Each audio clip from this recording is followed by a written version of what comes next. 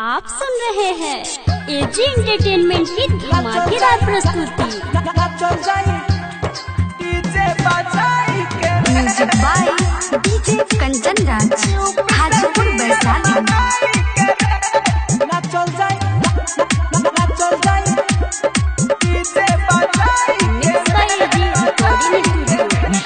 Kilo के मुर्गा किनाइल अपना गौवा के डीजे बनाइल, 5 किलो के मुर्गा किनाइल अपना गौवा के डीजे बनाइल।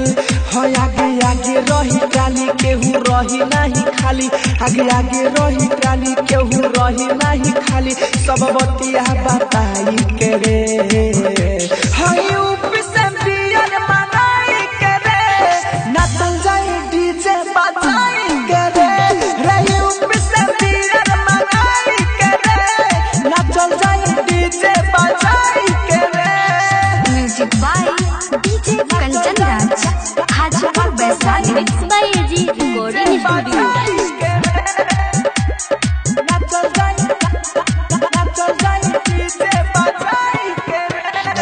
बाबा चाउर के बोरा लिया के संगही में मिठाई चावल बना के बुढ़ावा लोग के साथ में राखी मस्ती हुई रे सबके मिला के।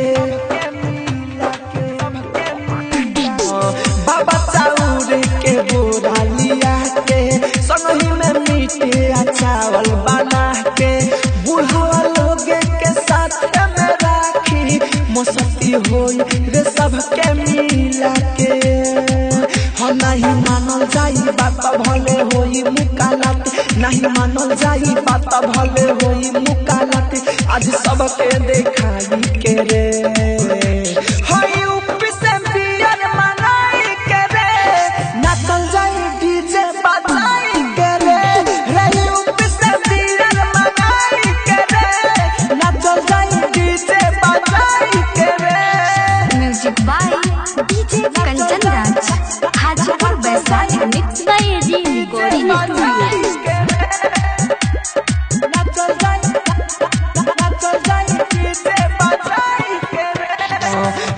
राजधानी के बाजी हो गाना मारे हो जाई जब करी कोई माना, राइटर अमित आशिक साथ में रही चली ना केहू के कवनो बहाना।